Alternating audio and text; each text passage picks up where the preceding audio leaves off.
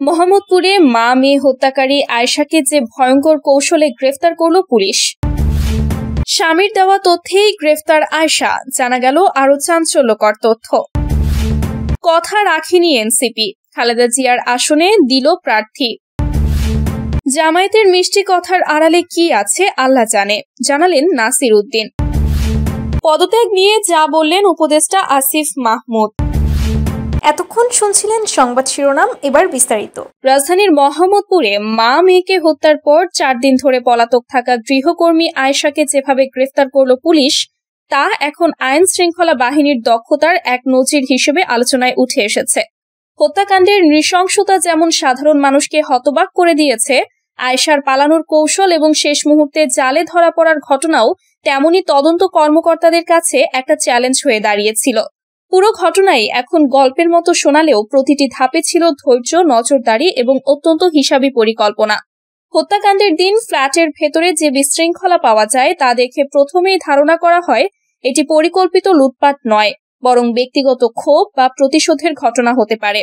তবে সিসিটিভি ফুটেজের একটি অংশ তদন্তকে প্রথম দিকেই ভিন্ন দিকে ঘুরিয়ে দেয়। দেখা যায় বোরকা পরিহিত এক নারী বাড়িতে ঢুকছে এবং বের হওয়ার সময় একজন স্কুল ছাত্রীর ইউনিফর্ম পরে বেরিয়ে যাচ্ছে। পরিবারের সদস্যরা নিশ্চিত করেন সে মেয়েটি নওয়াল নয়, তার স্কুল ইউনিফর্ম হত্যাকারীর হাতেই অদৃশ্য হয়েছে। এই তথ্য নিশ্চিত হওয়ার পরই সন্দেহ জোরালো হয় সদ্য নিয়োগ পাওয়া গৃহকর্মী আয়েশার ওপর। মাত্র 4 দিন চাকরি নিলেও তার কাছে কোনো জাতীয় পরিচয়পত্র, ঠিকানা, এমনকি মোবাইল নম্বরও ছিল না, যা তদন্তকে আরো জটিল করে তোলে। পুলিশ তখন ধারণা করে আয়েশা সম্ভবত পেশাদার অপরাধী কিংবা কোনো চক্রের সদস্য, যারা শহুরে পরিবারগুলোতে গৃহকর্মী সেজে প্রবেশ করে অপরাধ সংঘটিত করে। তদন্তের গতি বাড়াতে ডিবি ও র্যাবের যৌথ তথ্য বিশ্লেষক দল আয়েশার সম্ভাব্য পালানোর পথ, তার কথাবার্তার ধরন, ভাষার আঞ্চলিক বৈশিষ্ট্য ও আচরণগত বিভিন্ন দিক পরীক্ষা করতে শুরু করে। বাড়ির সিসিটিভি ছাড়াও আশেপাশের রাস্তাগুলোর ক্যামেরা ফুটেজ ঘেঁটে দেখা হয় বোরকা পরা সেই নারীর গন্তব্য কোথায়। দেখা যায় তিনি প্রধান সড়কে এসে বেশ কিছুক্ষণ দাঁড়িয়ে একটি প্রাইভেট কারে ওঠেন, কিন্তু নম্বর প্লেটটি ইচ্ছাকৃতভাবে কাদায় মাখানো থাকায় শনাক্ত করা কঠিন হয়ে পড়ে। এ পর্যায়ে তদন্তকারীরা একটি ভিন্ন কৌশল নেয়। তারা ধরে নেয় আয়েশা একা নয়, তাকে হয়তো পালানোর জন্য কেউ সাহায্য করছে। ফলে তারা এলাকার কল রেকর্ড, মোবাইল টাওয়ারের আশেপাশে সক্রিয় অপরিচিত সিমের অবস্থান এবং হত্যার আগের 24 ঘন্টার সন্দেহজনক যোগাযোগগুলো বিশ্লেষণ করতে শুরু করে। এতে মিল পাওয়া যায় একটি প্রিপেইড সিম, যেটিতে আয়েশা কাজ শুরুর 2 দিন পর থেকে নিয়মিত কল পাচ্ছিলেন। সেই নম্বর থেকে আয়েশা হত্যার দিন দুপুরও 3 বার কল পান। নম্বরটি ট্র্যাক করে দেখা যায় সেটি ব্যবহার করা হচ্ছে বরিশাল বিভাগের নলছিটি এলাকার এক প্রত্যন্ত গ্রামে। কিন্তু শুধুমাত্র এই তথ্যের ভিত্তিতে কাউকে ধরতে গেলে আয়েশা আগেই সতর্ক হয়ে পালিয়ে যেতে পারত। তাই পুলিশ আরও কৌশলী সিদ্ধান্ত নেয়। তারা নম্বরটির ব্যবহারকারীর ফোনে একটি ট্রেস ইনস্টল করে সীমিত সময়ের জন্য লোকেশন আপডেট পাওয়া শুরু করে। পাশাপাশি নকল পরিচয়ে স্থানীয় থানায় যোগাযোগ করে সেই এলাকার এক রিকশা চালকের সাহায্য নেয়, যিনি প্রায়ই নতুন মানুষ এলাকাতে এলে খেয়াল করতেন। 3 দিনের পর্যবেক্ষণে দেখা যায় নম্বরটি বারবার একটি নির্দিষ্ট খামার বাড়ির কাছে সক্রিয় হচ্ছে। সন্দেহ গাঢ় হতেই মোবাইল ট্র্যাকিং এবং লোকাল সোর্সের তথ্য মিলিয়ে একটি রেইড টিম গঠন করা হয়। কিন্তু আয়েশাকে ধরে আনার জন্য পুলিশ এবার ব্যবহার করে আরও এক ধাপ আগ্রাসী কৌশল। গ্রাম জুড়ে গুজব ছড়িয়ে দেওয়া হয় যে শহর থেকে আগত চোর দলের একজন সদস্য নলছিটির আশেপাশে লুকিয়ে আছে এবং তার মাথার দাম ঘোষণা করেছে আইন শৃঙ্খলা বাহিনী। এই গুজব আসলে পুলিশের তৈরি একটি ছায়া অপারেশন, যাতে আয়েশাকে ভৌগোলিকভাবে চাপের মুখে ফেলা যায়। রাত 12:30টার দিকে শুরু হয় চূড়ান্ত অভিযান। মহিলা পুলিশের নেতৃত্বে 4 সদস্যের একটি দল নিঃশব্দে ধানক্ষেতের ভেতরে প্রবেশ করে। আয়েশা প্রথমে বিষয়টি বুঝতে পারেননি, কিন্তু টর্চ লাইট জ্বলে উঠতেই তিনি দৌড়ে পালানোর চেষ্টা করেন। তবে চারদিক থেকে পুলিশ ঘিরে ফেলায় মাত্র 30 সেকেন্ডের মধ্যে তিনি ধরা পড়ে যান। গ্রেফতারকালে তার কাছে পাওয়া যায় নওয়ালের স্কুল ইউনিফর্ম, ঘটনাস্থল থেকে নেয়া একজোড়া দস্তানা এবং হত্যায় ব্যবহৃত মনে করা একটি ছোট ধারালো ব্লেড। গ্রেফতারের পর আয়েশাকে দ্রুত গতিতে গোপনে ঢাকা নিয়ে আসা হয়, যাতে কোনো চক্র তাকে ছিনিয়ে নেওয়ার সুযোগ না পায়। পুলিশ জানায় আয়েশা প্রথমে ভুয়া পরিচয় ধরে রেখেছিলেন, কিন্তু ক্রস চেকড জিজ্ঞাসাবাদে তিনি ভেঙে পড়েন এবং হত্যাকাণ্ডে তার সম্পৃক্ততার কথা স্বীকার করেন। তবে তিনি কেন, কিভাবে, কার নির্দেশে এই হত্যাকাণ্ড ঘটান তার পেছনের কাহিনী এখনো রহস্যে ঢাকা।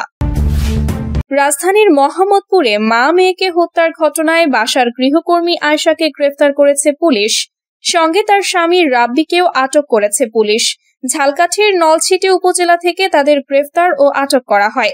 স্বামীর দেওয়া তথ্যেই নলছিটি থেকে আয়েশাকে গ্রেফতার করা হয় বলে জানিয়েছে পুলিশ। আয়েশা 6 মাস আগে মোহাম্মদপুরের বেড়িবাঁধ এলাকার একটি বাসায় চুরি করেছিলেন বলে তথ্য পেয়েছে পুলিশ। তেজগাঁও বিভাগের এডিসি মোহাম্মদ জুয়েল রানা গণমাধ্যমকে জানিয়েছেন, প্রথমে ঢাকার সাভার এলাকা থেকে আয়েশার স্বামীকে আটক করা হয়। তার দেওয়া তথ্যের ভিত্তিতেই নলছিটি থেকে হাতে নাতে আয়েশাকে গ্রেফতার করা সম্ভব হয়েছে। পুলিশ জানায়, আজ বেলা 12টার দিকে ঝালকাঠির নলছিটি থেকে গৃহকর্মী আয়েশাকে গ্রেফতার করা হয়। তাকে জিজ্ঞাসাবাদ করার পর ঘটনার বিষয়ে বিস্তারিত জানানো হবে। এছাড়া তার স্বামীকে জিজ্ঞাসাবাদ করা হবে। হত্যাকাণ্ডে তার সংশ্লিষ্টতা থাকলে তাকেও গ্রেফতার দেখানো হবে। এডিসি মোহাম্মদ জুয়েল রানা জানান, ক্লুলেস এই জোড়া খুনের রহস্য উদ্ঘাটন করতে গিয়ে পুলিশ জানতে পারে 6 মাস আগে মোহাম্মদপুরের বেড়িবাঁধ এলাকার একটি বাসায় চুরিও করেছিলেন আয়েশা। জানা যায়, গৃহকর্মী আয়েশাকে গ্রেফতার করা সেই বরিশালের নলছিটি এলাকায় তার দাদা শ্বশুরের গ্রামের বাড়ি। নলছিটি থানার ওসি আশরাফ আলী কালের কণ্ঠকে বলেন, আয়েশার স্বামীর বাড়ি থেকে তাকে গ্রেফতার করা হয়। বিস্তারিত ঢাকা থেকে জানাবে। গত নভেম্বরের শুরুতেই জাতীয় নাগরিক পার্টি ঘোষণা দিয়েছিল বিএনপি চেয়ারপারসন ও সাবেক প্রধানমন্ত্রী খালেদা জিয়ার আসনে প্রার্থী দেবে তারা। কিন্তু সেই কথা রাখেনি দলটি। খালেদা জিয়ার একটি আসনে প্রার্থী দিয়েছে এনসিপি। গত 3 নভেম্বর বিএনপি প্রথম ধাপে 237টি আসনে দলীয় প্রার্থী ঘোষণা করে। এর একদিনের মাথায় 4 নভেম্বর এনসিপির মুখ্য সমন্বয়ক নাসির উদ্দিন পাটোয়ারি জানিয়েছিলেন তার দল প্রার্থী দেবে না খালেদা জিয়ার আসনগুলোতে।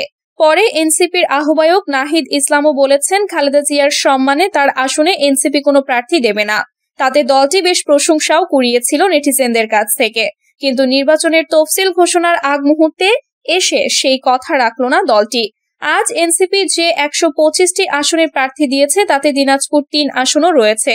সেখানে শাপলাকলির প্রার্থী আহম শামসুল মুক্তাদির, তিনি এনসিপির দিনাজপুর জেলা শাখার আহ্বায়ক। আসনটিতে ধানের শীষ নিয়ে লড়ার কথা খালেদা জিয়ার। বিএনপি ঘোষিত প্রার্থী তালিকা অনুযায়ী ফেনী 1, দিনাজপুর 3 ও বগুড়া 7 আসন থেকে ভোট করবেন তিনি। জাতীয় নাগরিক পার্টির মুখ্য সমন্বয়ক নাসির উদ্দিন পাটোয়ারি বলেছেন, দেশের রাজনীতিতে চেতনার ব্যবসায়ীরা নতুন রূপে আবির্ভূত হয়েছে। তিনি বিএনপিকে ইঙ্গিত করে অভিযোগ করেন, মুক্তিযুদ্ধ নিয়ে নতুন চেতনার ব্যবসাদার হাজির হয়েছে আর জামায়াতে ইসলামী গণ অভ্যুত্থানের চেতনাকে ব্যবহার করে ধর্ম ব্যবসা শুরু করেছে।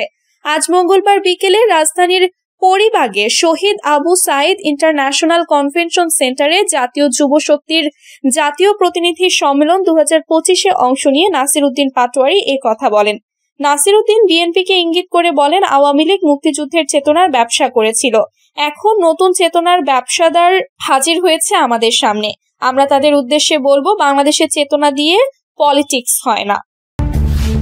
অন্তর্বর্তী সরকারের উপদেষ্টা আসিফ মাহমুদ সজীব ভুইয়া বলেছেন, আমার পদত্যাগের ঘোষণা প্রধান উপদেষ্টার কার্যালয় থেকে জানানো হবে।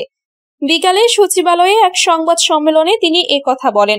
সরকারের দায়িত্বশীল সূত্র জানায়, মঙ্গলবার উপদেষ্টা অধ্যাপক মোহাম্মদ ইউনূসের সঙ্গে যমুনায় বৈঠক করেন জ্যেষ্ঠ কয়েকজন উপদেষ্টা। সাধারণত প্রতি মঙ্গলবার মধ্যাহ্নভোজের পাশাপাশি উপদেষ্টারা বৈঠকে মিলিত হন। বৈঠকে 2 উপদেষ্টার পদত্যাগের বিষয়টি ওঠে। সন্ধ্যায় সরকারের দায়িত্বশীল ব্যক্তিরা নিশ্চিত হন যে আসিফ মাহমুদ বুধবার পদত্যাগ করছেন। অন্তর্বর্তী সরকারের শীর্ষ পর্যায় থেকে উপদেষ্টা মাহফুজ আলম ও আসিফ মাহমুদকে সেপ্টেম্বরের মাঝামাঝি সময়ের মধ্যে পদত্যাগের পরামর্শ দেওয়া হয়েছিল, কিন্তু তারা আরও সময় চান। এর মধ্যে উপদেষ্টা মাহফুজ আলম সরকারের শেষ সময় পর্যন্ত থাকার আগ্রহ প্রকাশ করেছিলেন। সেক্ষেত্রে তিনি নির্বাচন করবেন না বলেও জানিয়েছিলেন। পরে গত মাসের মাঝামাঝি 2 উপদেষ্টার পদত্যাগের বিষয়ে সরকারের উচ্চ পর্যায় থেকে আবারও তাদের তাগাদা দেওয়া হয়েছিল বলে সংশ্লিষ্ট সূত্র থেকে জানা গিয়েছিল। সরকার সংশ্লিষ্ট সূত্রগুলো বলছে, অন্তর্বর্তীকালীন সরকারের উচ্চ পর্যায় সহ উপদেষ্টা পরিষদের অনেকে এই ব্যাপারে মোটামুটি একমত যে তফসিল ঘোষণার পর 2 ছাত্র প্রতিনিধির উপদেষ্টার সরকারের থাকা উচিত হবে না। তারা নির্বাচন করুন আর না করুন, তাদের পদত্যাগ করতে হবে।